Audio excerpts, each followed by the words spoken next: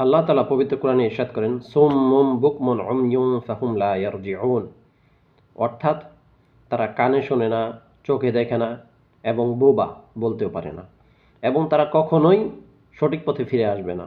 এটা মুনাফিকদের জন্য আল্লাহ তাআলা নাজিল করেছিলেন। তো আজকে যখন প্রধান উপদেষ্টা আয়নাঘর পরিদর্শন শেষে সোশ্যাল মিডিয়ায় আয়নাঘরের বিভিন্ন ছবি পোস্ট করতেছিল সাংবাদিকগণ, তো তখন একটি ছবি পোস্ট করা হয়, যেটা আমার স্ক্রিনে দেখতে পাইতেছেন, একটি লোহার বা স্টিলের একটি চেয়ার।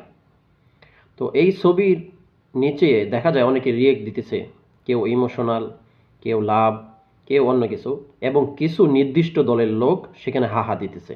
তো এরা হচ্ছে ওই সমস্ত লোক যারা আমাদের বাংলাদেশ থেকে পালিয়ে গেছে, যাদের বিবেক বুদ্ধি বলে কিছুই নেই, তাদের অন্তরটা পাথর হয়ে গেছে।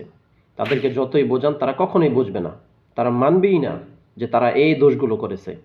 তো আল্লাহ তাআলা এই সমস্ত লোকদের জন্যই পবিত্র কোরআনের মধ্যে ইরশাদ করেন, আপনি তাদেরকে যতই বোঝান, যতই শোনান, যতই দেখান, তারা কখনোই দেখবে না, তারা কখনোই ফিরে আসবে না।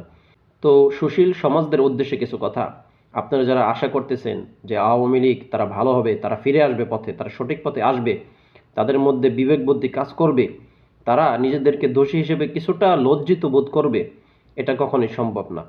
কারণ তাদের অন্তরে বা রক্তের মধ্যে মানবিকতা বলে কোনো শব্দ নেই। তাদের অন্তর পাথরের মতো শক্ত হয়ে গেছে। তারা দেখেও দেখবে না, শুনেও শুনবে না, এবং বলার চেষ্টাও করবে না। তো আশা করি বুঝতে পেরেছেন যে তারা কোন ধরনের লোক।